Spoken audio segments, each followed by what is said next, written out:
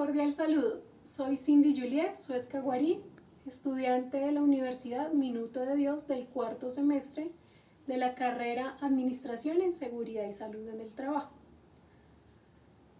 El presente trabajo lo realizamos para el curso de Riesgos Biológicos con NRC 5439 presentado a la tutora Kiomara Ocampo. Somos integrantes del grupo 1, el cual está compuesto por Jessica Aragón, Lady Caterine Caballero, Natalie Quiroz Álvarez y Mónica Yepes. El tema que vamos a abordar es riesgo biológico en laboratorio clínico. Para entrar en materia, iniciaremos con la descripción del contexto laboral.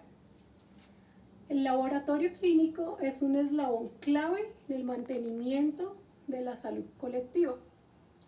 Allí se realizan análisis clínicos de muestras biológicas, toma y procesamiento de muestras y entrega de resultados. El laboratorio clínico maneja algunas áreas. Estas áreas se dividen en diferentes, que la primera es la química sanguínea. Entonces la química sanguínea son aquellas pruebas de colesterol que abarcan el tema del potasio, el tema del sodio, el cloro y muchos otros más que contiene nuestro cuerpo. Tenemos también la hematología, que la hematología es el estudio de la sangre. Otra que tenemos también como área de laboratorio clínico es la bioquímica clínica. Esta se incluye para el estudio del metabolismo, los carbohidratos, las proteínas, los lípidos, el agua en el cuerpo y demás. La microbiología, que es la encargada del estudio de los microorganismos. También tenemos el análisis de biopsia, que es un procedimiento que consiste en extraer un tejido del cuerpo y se estudia a través de un microscopio. Tenemos también el área de esterilización, que este es un espacio donde se llevan los elementos y se les realiza una destrucción total de los microorganismos que se encuentran en esas superficies. Tenemos el área de medio cultivo, que es el lugar del laboratorio donde se estudian los nutrientes. Aquí se realizan los cultivos o se realiza todo el tema del estudio de los microorganismos. Seguimos con la identificación de riesgos en el laboratorio clínico. Allí podemos encontrar accidentes cortopunzantes, contacto vía percutánea y parenteral con muestras, biopsias y fluidos corporales contaminados. También podemos tener salpicaduras de sangre u otros fluidos contaminados, agitación por tubos de ensayo, apertura brusca de recipientes, uso inadecuado de las centrífugas. También podemos tener contaminación por vía aérea, respiratoria, al tener contacto con pacientes con enfermedades respiratorias. Igualmente, ingreso por vía digestiva de microorganismos por una mala manipulación de alimentos con las manos contaminadas. Y por último, accidentes por derrames en la ruta sanitaria, entre otros. Ahora, continuando con el tema, encontramos que también en el entorno laboral de un laboratorio clínico podemos encontrar microorganismos como lo son las bacterias. Este es un agente biológico el cual encontramos en este entorno laboral. Allí encontramos varios tipos de bacterias, como lo son la Clostridium tetani, la Salmonella, la Mycobacterium tuberculosis, entre otras. La Clostridium tetánica es la que nos lleva a padecer del tétano, que es una enfermedad. La Salmonella nos lleva a padecer de la salmonelosis y la Mycobacterium tuberculosis, la tuberculosis. Asimismo, podemos encontrar enfermedades como la difteria y la mediasis. Los hongos son microorganismos que se clasifican dentro del reino fungi o el reino hongo. Se caracterizan por ser con células eucarióticas. Eso quiere decir que tienen un núcleo definido. Los hongos pueden ser pluricelulares o unicelulares. Unicelulares podemos dar ejemplo como Candida albicans, y pluricelulares pueden estar en los mohos. A ellos les encantan las partes queratinizadas de nuestro cuerpo, como el cabello, la piel, las manos, los pies, las uñas. Sin embargo, a ellos les encantan los lugares húmedos y oscuros de nuestro cuerpo. Dentro de la clasificación de los hongos, ellos pueden producir 4 diagnósticos dentro de nuestro cuerpo, como infección, alergia, toxicidad y la inmunosupresión. Nosotros también podemos definir de los hongos que ellos pueden ser muy letales para nuestro cuerpo. Ellos pueden liberar microtoxinas, que incluso esas microtoxinas pueden llegar a ser más patógenas que los mismos hongos que se encuentran dentro de nuestro cuerpo. A nuestro grupo nos correspondió los microorganismos que podemos encontrar dentro del laboratorio clínico. Para este caso, los hongos. Dentro de los hongos encontramos la Candida albicans. Esta se puede transmitir por medio de la vía dérmica, mucosas y parenteral, produciendo la candidiasis o moniliasis, que se puede verificar o se puede diagnosticar porque presenta las siguientes sintomatologías. Presenta eritema, secreción blanquecina, sensación de quemazón y prurito y dolor local. Bien. También encontramos el Rhizopus. El Rhizopus se puede contagiar de la siguiente manera. Se puede contagiar de manera respiratoria, dérmica y parenteral. Esto produce la enfermedad de mucormicosis o zigomicosis, representada por los siguientes diagnósticos o síntomas.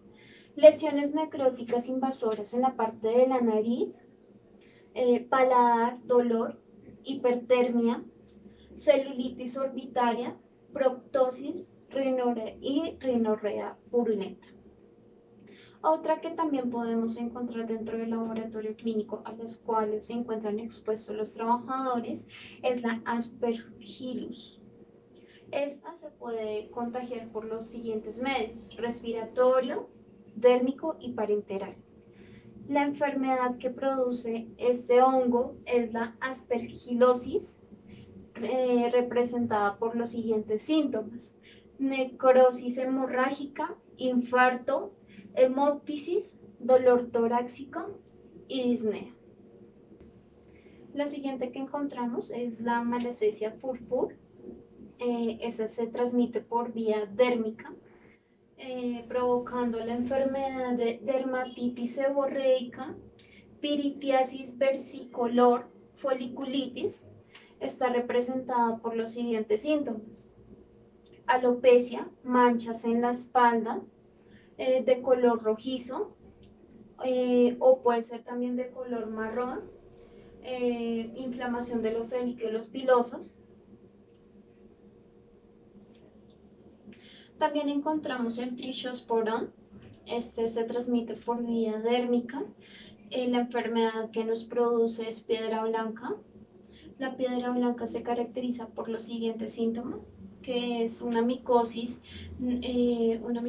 crónica y asintomática en el tallo del pelo y nódulos de color blanquecino. También encontramos el Scedosporium. Este se transmite por vía respiratoria.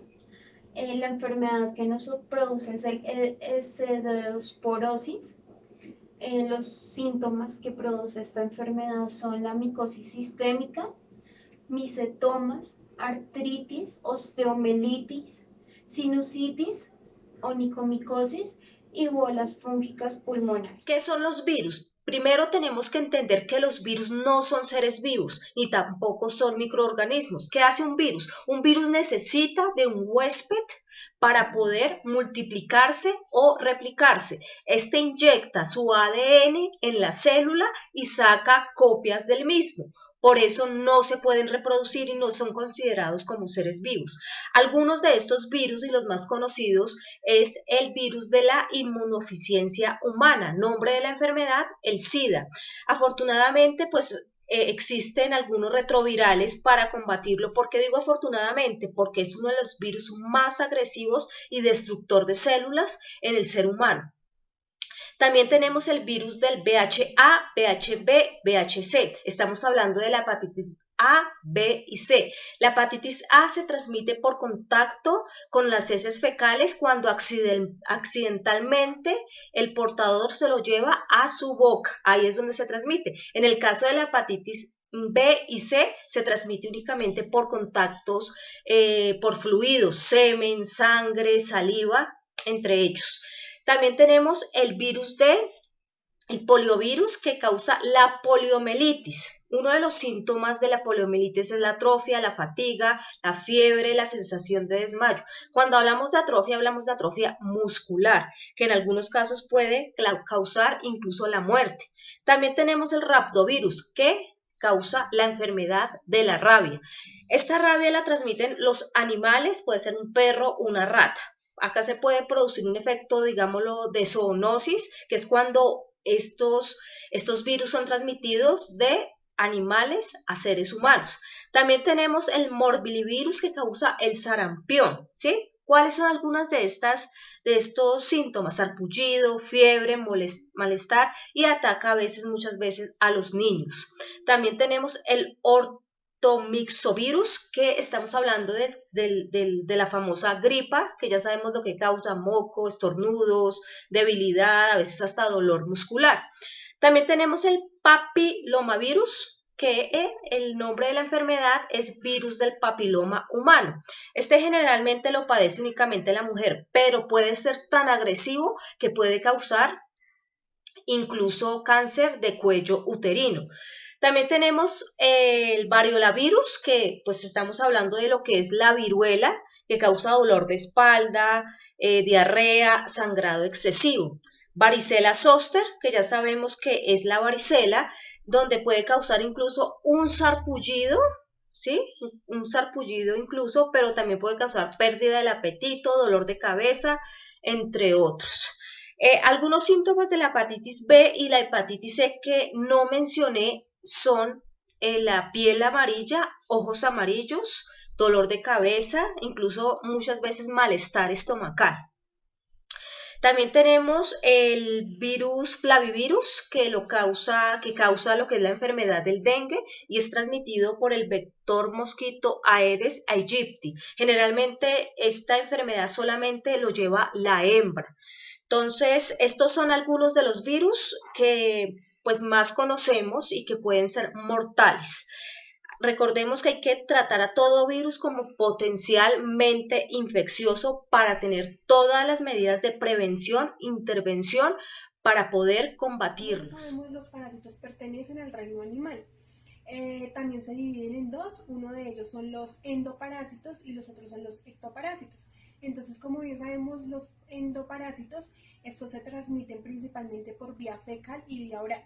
Y los trabajadores que tenemos como tal en el laboratorio clínico, que viven más expuestos a este agente biológico, son los bacteriólogos, teniendo en cuenta que ellos en su labor están manipulando muchos microorganismos, y también nuestros auxiliares de enfermería, que también pues, es personal que hace parte del laboratorio clínico. Algunos parásitos producen toxinas y de hecho pueden llegar a ser más dañinos que otros, ¿sí? Bueno, también tenemos los ectoparásitos, y que los ectoparásitos estos se encuentran principalmente sobre la superficie del huésped. El huésped puede ser pues obviamente la persona que va a transmitir o que va a llevar este agente biológico. La mayoría son llamados los hematófos. Entonces hematófos quiere decir, hema viene de la palabra sangre y tofos viene de se alimentan de. Entonces es natural de los parásitos que viven, permanecen siempre sobre un organismo huésped y se alimentan de este mismo, lo que es la nariz, la boca y la parte de los pulmones. La otra vía de ingreso de este parásito es la vía dérmica, que es como tal todo el tema de la piel, ingresa pues por la vía cutánea. Otra de las vías de ingreso sería la vía digestiva, que la vía digestiva se compone de boca, estómago y lo que viene pues nuestros intestinos. Otra de esta vía, y pues como última sería la vía parenteral, que esta consiste en heridas. Entonces, si el huésped tiene una herida abierta, una lesión en su piel, ingresa por ahí este agente biológico, este parásito, creando pues una enfermedad. Vamos a hablar de los protozoarios. Los protozoarios son un conjunto de microorganismos que se hallan en un ambiente húmedo o acuático y que pueden considerarse microscópicos. Siguiendo con esto, aquí en la diapositiva podemos identificar varios tipos de protozoarios que se encuentran en un laboratorio clínico. Entre ellos están el Balantidium, la Giardia, la Cryptosporidium ssp, la Etamoeba histolítica y el Toxoplasma gondii. Vamos a describir cada uno de ellos y vamos a determinar la vía de ingreso y cuáles serían las causas para la detección del mismo protozoario en nuestro cuerpo. El Balantidium es un protozoario que ingresa por la vía digestiva. Puede ocasionar la enfermedad de la balantidiasis. Es una enfermedad causada por la ingesta de agua o alimentos contaminados. Podemos describir síntomas como diarrea, estreñimiento,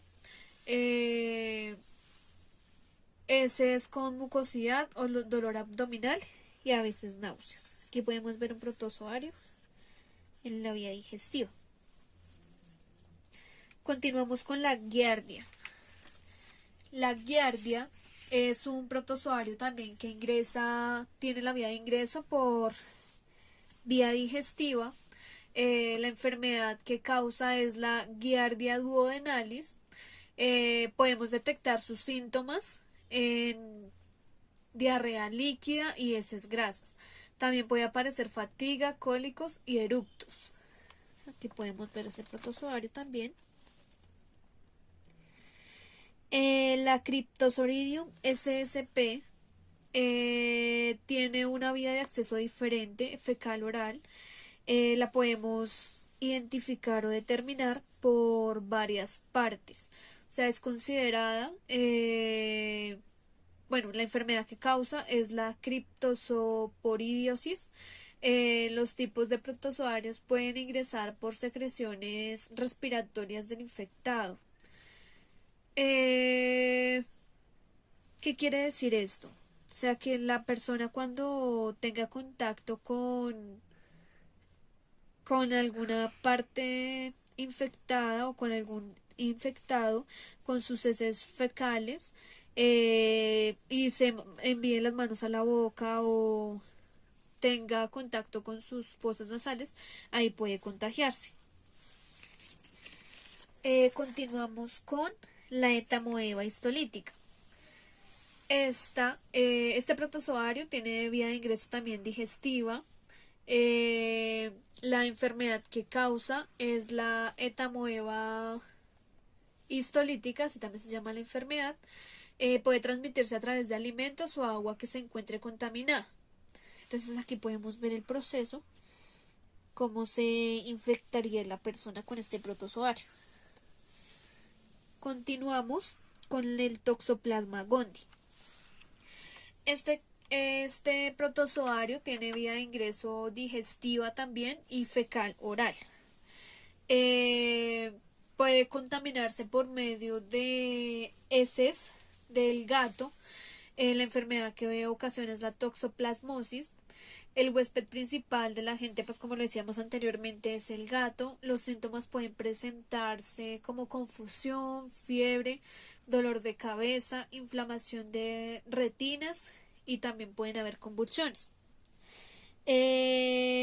Adicionalmente, se puede verificar que estos tipos de protozoarios pueden permanecer en el cuerpo humano mientras no se realice una buena desinfección y no se utilicen pues barreras de protección. Acerca de la probabilidad de accidentalidad en laboratorio clínico. Se hizo un estudio en la ciudad de Yopal del año 2016 al 2018, donde de 124 laboratorios participaron 127. Esto nos arroja un porcentaje del 82.3% de participación. La tasa de respuesta de la encuesta realizada en Yopal para trabajadores fue de 114 sobre 124, o sea que hubo una muy buena tasa de participación para un porcentaje del 91.9%. También se estimó que para este año hubo un nivel de accidentalidad de 24.6%. ¿Qué significa esto? Que de 114 trabajadores encuestados se accidentaban 28, para un porcentaje del 24.6% de nivel de accidentalidad. ¿Cuáles fueron las principales causas? Dicen que el exceso de confianza fue el 36.4%, que fue el que más incidió para que las personas se accidentaran, porque decían que ya el exceso de confianza, ya no guardaban las agujas, valga la redundancia, en los guardianes, sino las dejaban por ahí, no le hacían una disposición adecuada a los residuos biológicos, y por esto muchas veces ocurrían estos accidentes. ¿Cuáles son las causas para el trabajador? Infecciones, alergias, efectos tóxicos, incluso la muerte puede llegar a causar un simple descuido, puede llegar a causar la muerte de un trabajador. Dejar una aguja sin el lugar adecuado en su guardián puede causar una tragedia en un laboratorio clínico o en los contextos donde se manejen agentes biológicos. ¿Cuál fue el nivel de ausentismo que se registró? Nosotros averiguamos y se habían hecho varios estudios acerca del nivel de accidentalidad, y esto fue lo que nos arrojó. Ausentismo no programado justificado 427, ausentismo no programado injustificado 790, para un total de 1.227. Estos se realizaron en 2 laboratorios clínicos donde la mayor participación fue el área de enfermería.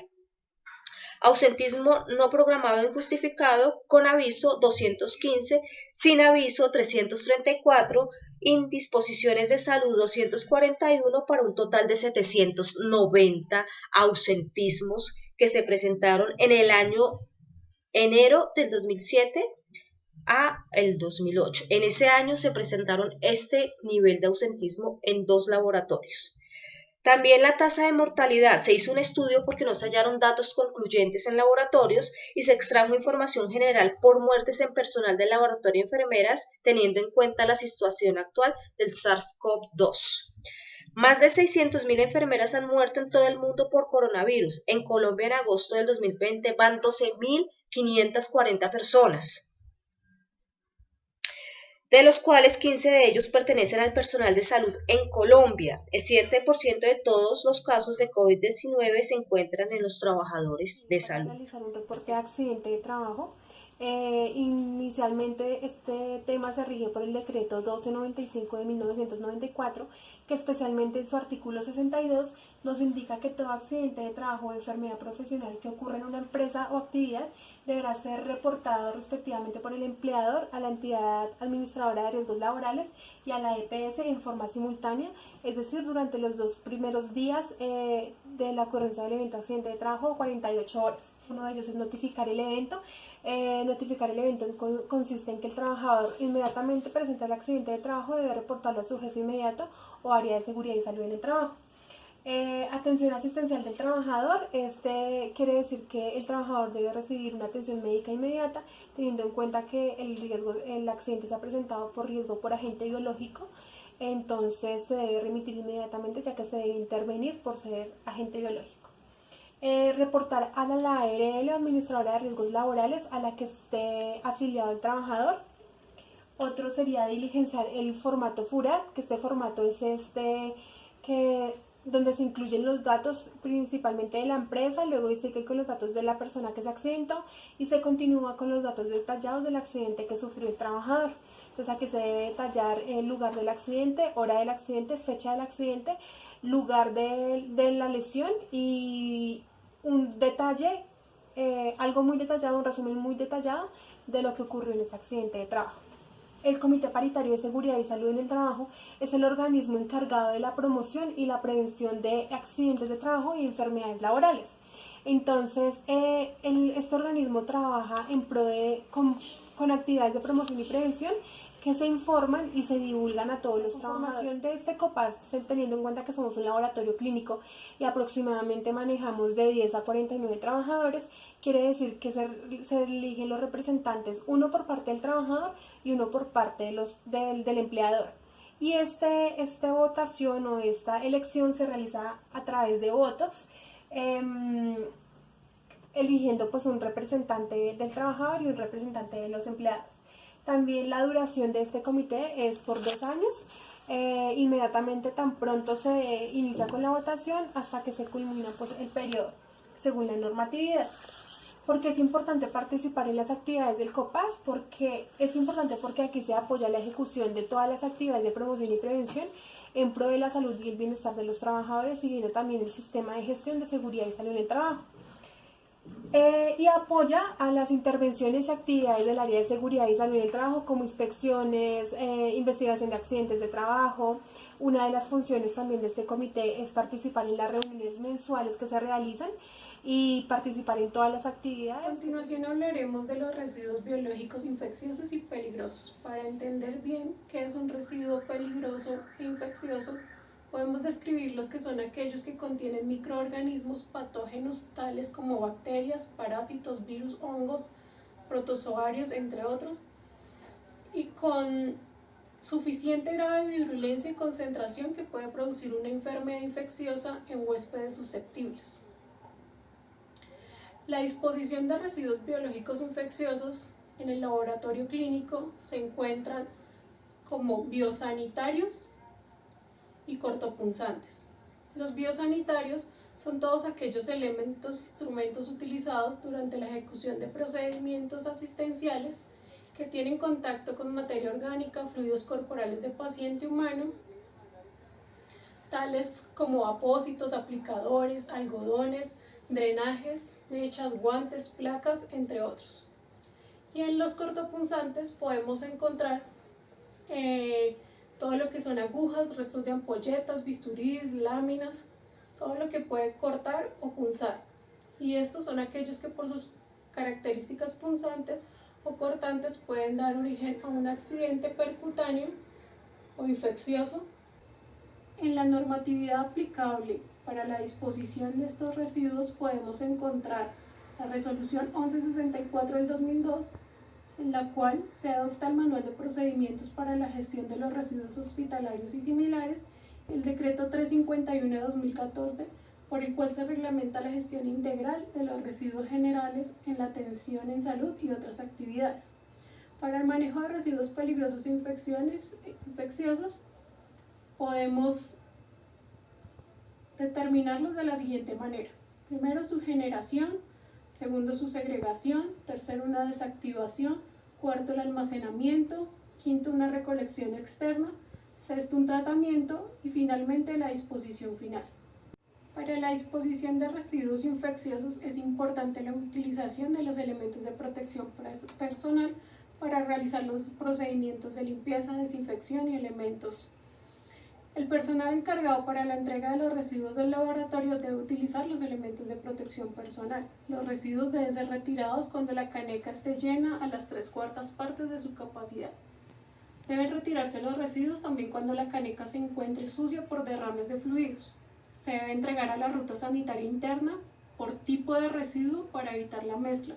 No debe trasvasarse los residuos en un recipiente a otro, debido al carácter de peligrosidad de los residuos manipulados. Se deben retirar del contenedor, hacerle un nudo o amarrar, etiquetar con el nombre del área de procedencia y fecha, y se deben presentar las bolsas bien selladas para evitar derrames durante la ruta sanitaria.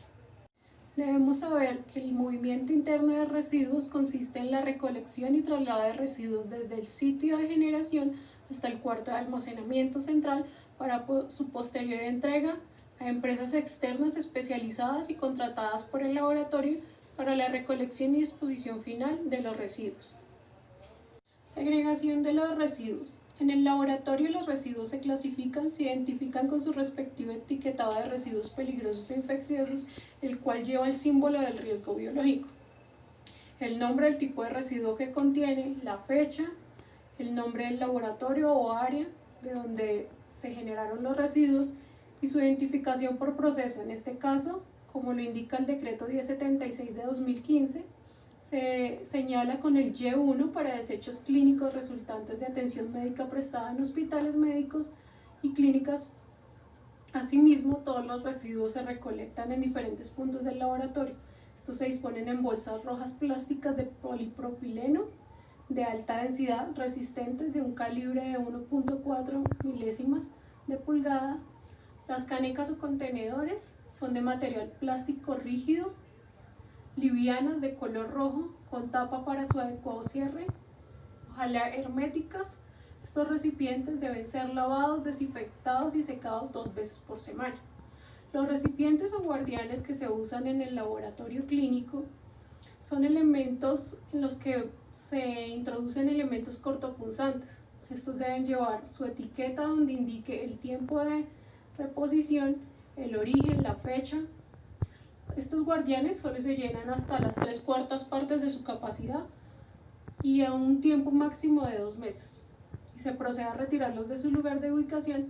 Estos no deben tener líquidos, no deben contener líquidos en su interior y se deben entregar herméticamente cerrados, sellados a la ruta sanitaria interna para evitar accidentes al momento de ser transportados.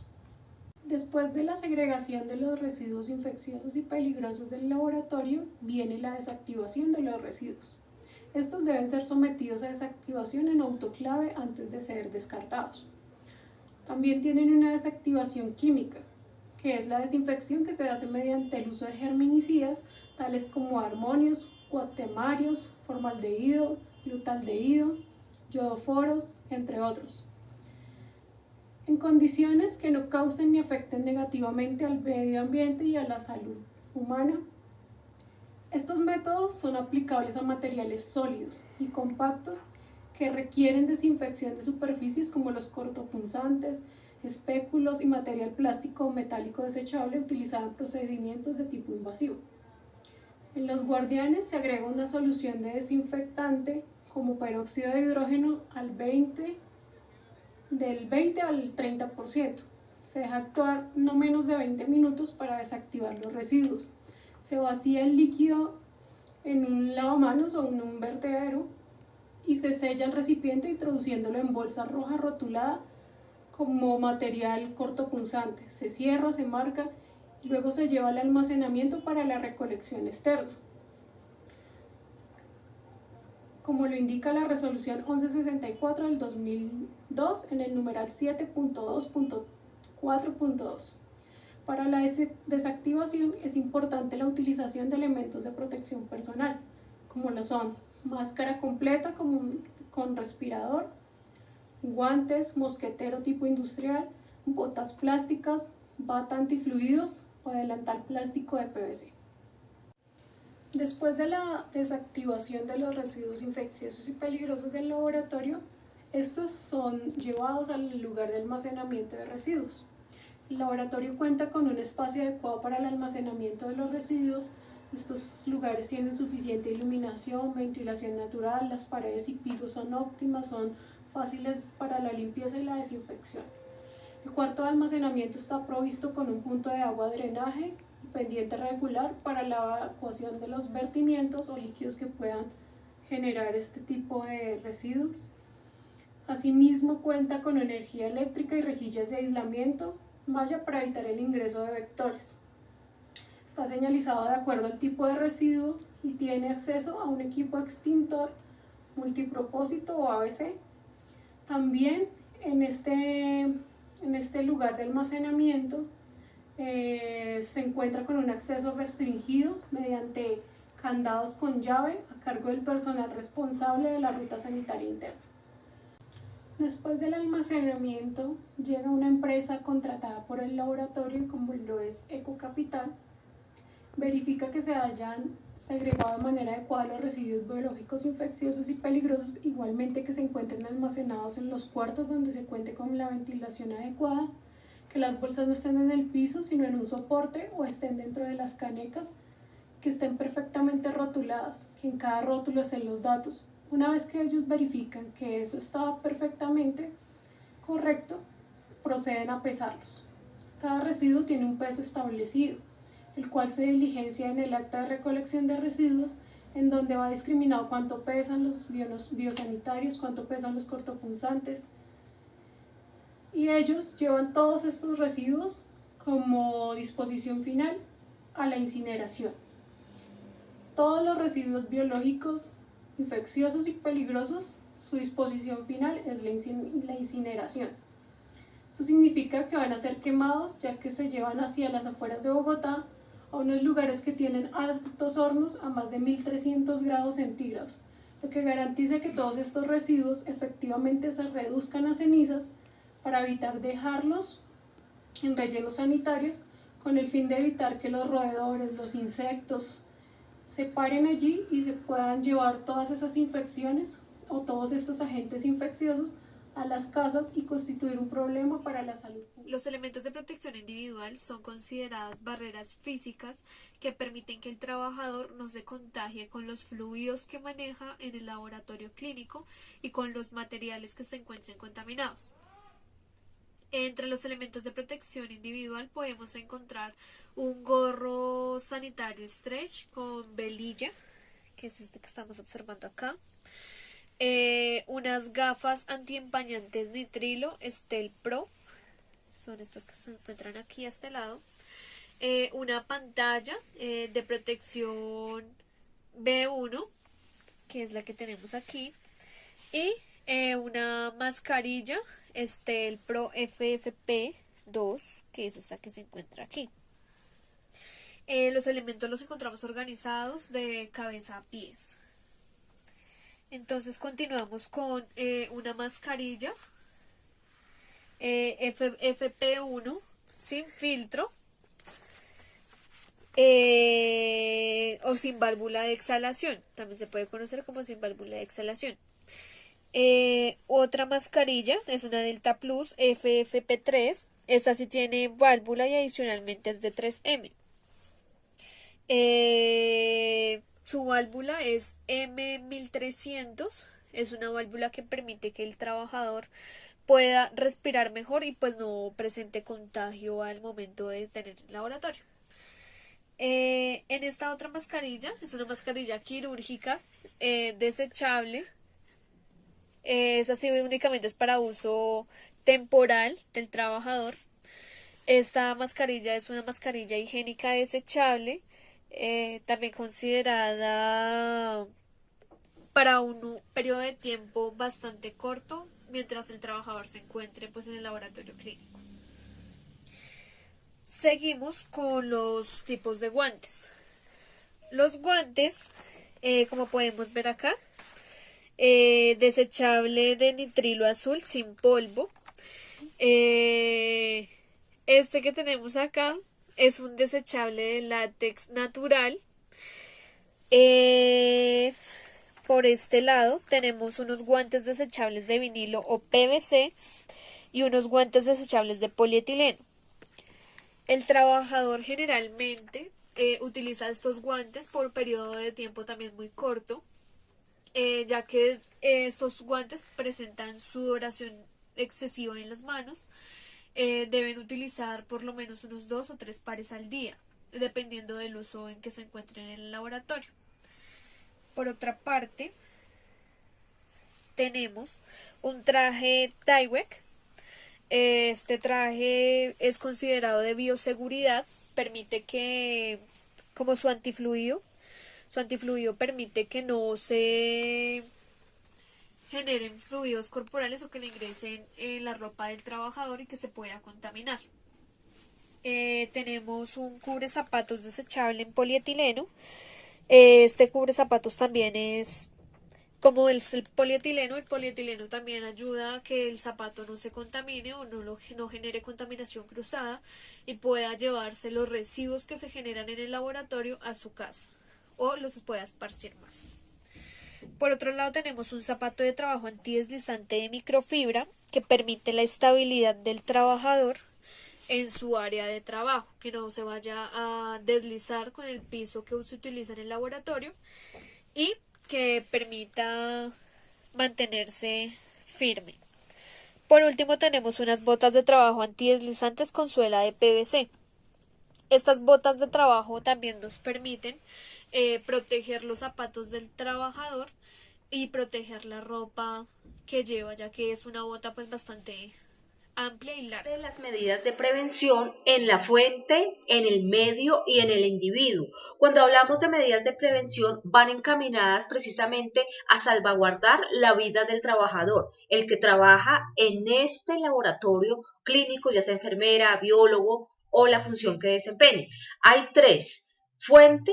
La primera es la fuente que es el origen, es desde donde inicia el diseño del proceso. Si hay que tomar medidas de intervención, se pueden hacer con tal de proteger la vida de los trabajadores. ¿Cuál podría ser una prevención en la fuente? Podría ser sustituir un agente peligroso por uno que lo sea menos. Esto se llama sustitución. También podríamos manejarlo como todo agente infeccioso. Todo se tiene que manejar como peligroso, porque como su nombre lo dice, es infeccioso, manejarlo como potencialmente infeccioso.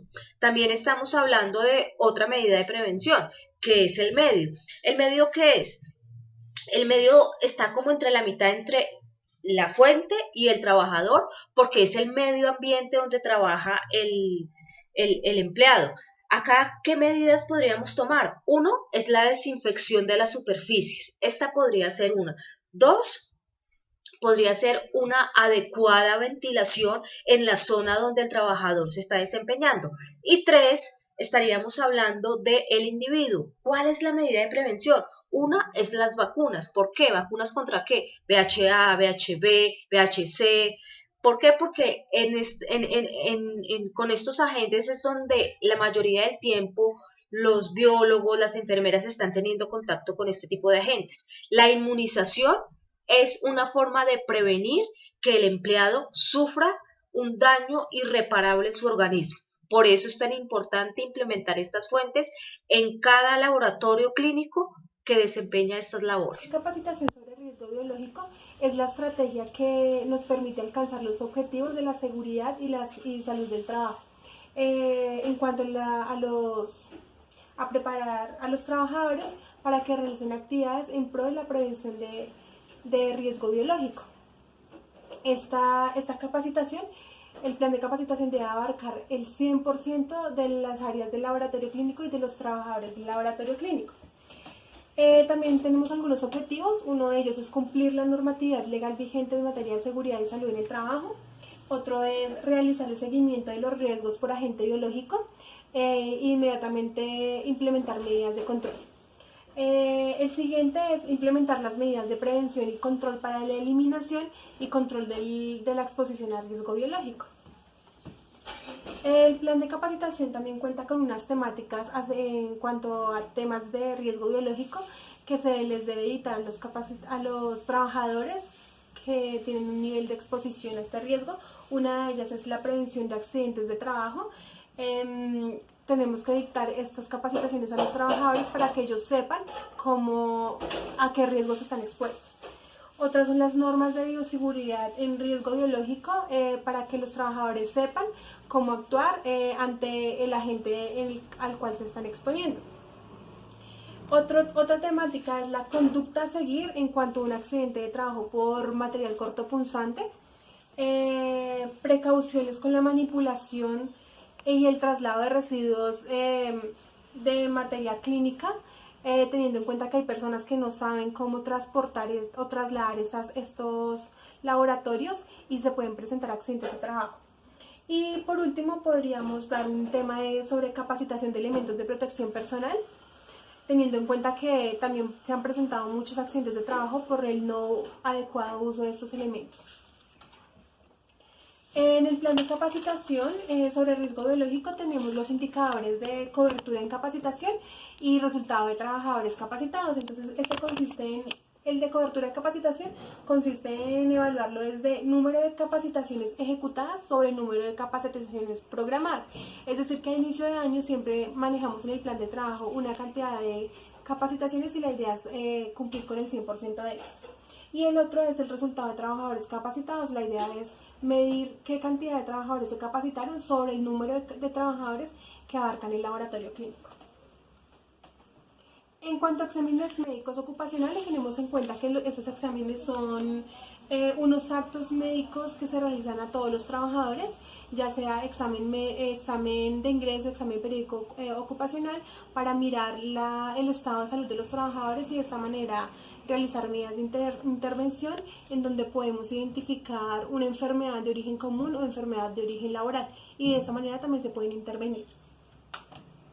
Los exámenes médicos ocupacionales nos lo rige la resolución 2346 de 2017, el decreto 1072 de 2015 y el Código Sustantivo de Trabajo, que también indica la obligatoriedad de los empleadores en la realización de estos exámenes médicos ocupacionales. La utilidad de los exámenes médicos está en permitir el nivel de salud física y mental y social de los trabajadores, disminuir costos de ausentismo laboral, mejorar el nivel de productividad de los trabajadores, obtener un conocimiento amplio de la condición en la que está trabajando este personal de laboratorio clínico, y un acompañamiento exhausto al estado de salud de los trabajadores luego de que el médico ocupacional emita unas recomendaciones de salud. Los exámenes médicos ocupacionales que se vienen realizando, uno es el de preingreso, que se le realiza a todo el personal que va a ingresar a trabajar. El siguiente es el ocupacional periódico, que se realiza más o menos cada año y se puede realizar ya sea por cambio de ocupación o simplemente por realizar el examen de manera anual. Evaluaciones por reintegro laboral, que se realiza después de una incapacidad laboral, y evaluaciones médicas ocupacionales de egreso, que se realizan a todos los trabajadores que terminan sus actividades laborales en la empresa, en este caso en el laboratorio clínico. Los exámenes que realizamos para el personal que va a ingresar a laborar en el laboratorio clínico es el examen de serología, que incluye virus de la hepatitis B, virus de hepatitis C y VIH. Y tenemos un hemograma completo que consiste en medir los glóbulos rojos que llevan el oxígeno a las distintas partes del En el cuerpo. esquema de vacunación que se ha implementado para el personal de salud encontramos triple viral, que esta nos previene las enfermedades de sarampión, rubiola y parotiditis. También tenemos la Tdap, que esta previene la difteria, tétano y citoferina. Encontramos parenteral de polisacárido pi o oral atenuada Vivotif, que previene la fiebre tifoidea. Encontramos también de polisacáridos conjugadas, que nos previenen la enfermedad de meningococo, polisacárida de 23 serotipos y conjugada a 13 cepas de Streptococcus pneumoniae, que nos previenen el neumococo. Continuamos con los protocolos de limpieza. En ellos podemos encontrar que nos brindan un mantenimiento preventivo para la vida útil de todos nuestros dispositivos y nuestras herramientas que manejamos en el laboratorio clínico. La utilidad general de este protocolo es establecer diagramas de flujo que sean entendibles para los colaboradores y sea de fácil acceso para que realicen la limpieza adecuadamente de todos los implementos que manejan dentro del laboratorio. ¿Qué limpiamos? Limpiamos utensilios, herramientas, químicos, neveras y todo aquello conocido como instrumentos del laboratorio que puedan incluirse dentro de nuestro equipo de limpieza. ¿Cómo limpiamos? Se realiza la limpieza de todas las superficies de trabajo, paredes, suelos, escritorios, durante un periodo de tiempo prolongado. ¿Con qué químicos? Debemos utilizar una solución de detergente y de agua. El detergente debe contener unas enzimas específicas para poder realizar la limpieza adecuadamente. ¿Cuándo limpiamos? Se debe realizar la limpieza por lo menos 3 veces al día. En caso de que no se realice las 3 veces al día, por lo menos sí realizarlo cada vez que se termine una actividad o se acabe de hacer algún procedimiento. ¿Quién realiza la limpieza? Para esto se debe seleccionar una sola persona que sea pues la suficiente para limpiar todo el laboratorio clínico. Sin embargo, es necesario que cada persona que limpie sus herramientas de trabajo para su mayor limpieza y su mayor conocimiento. Los elementos y herramientas que debemos utilizar para la limpieza es agua y detergente. Como anteriormente lo había dicho, el detergente debe tener unas enzimas específicas para eliminar bien para realizar adecuadamente la limpieza.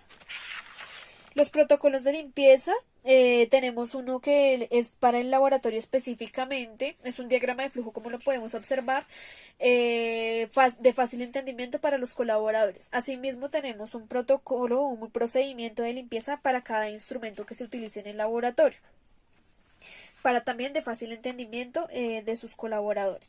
Por último, se puede revisar que se debe utilizar detergente con las enzimas específicas que rompen las moléculas de proteínas, eliminando manchas de residuos orgánicos como fluidos. Dentro de los protocolos de desinfección encontramos que este proceso puede ser de manera física o de manera química, donde se destruye la mayoría de microorganismos, pueden ser patógenos o no patógenos, los cuales se clasifican según su actividad antimicrobiana. Existen tres grupos: un nivel bajo, un nivel medio y un nivel alto. Dentro del nivel bajo encontramos que inactiva los microorganismos en su forma vegetativa, a excepción de los microorganismos resistentes, microbacterias y esporas bacterianas. En el nivel medio encontramos que esto inactiva los microorganismos en su forma vegetativa como los hongos, los virus y el Mycobacterium tuberculosis.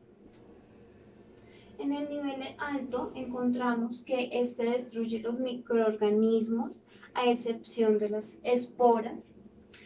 Para este proceso hay algunos desinfectantes que pueden aniquilar algún número de esporas. Sin embargo, este proceso tiene que ser sometido a una prueba y debe durar entre 24 horas expuesto al desinfectante.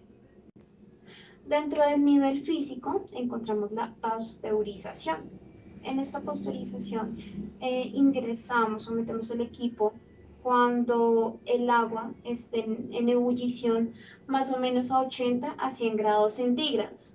En este proceso no se elimina algunos gérmenes termorresistentes, algunos virus y tampoco es esporicida. Dentro de los medios químicos encontramos el glutaraldehído al 2%. Esto es una solución acuosa. Siempre los textos nos indican que cuando el líquido está activado no debe perdurar más de 14 días. Dentro de los 30 minutos que se sumerge el equipo, elimina virus y bacterias. En la media hora que se sumerge el equipo, elimina esporas de hongos.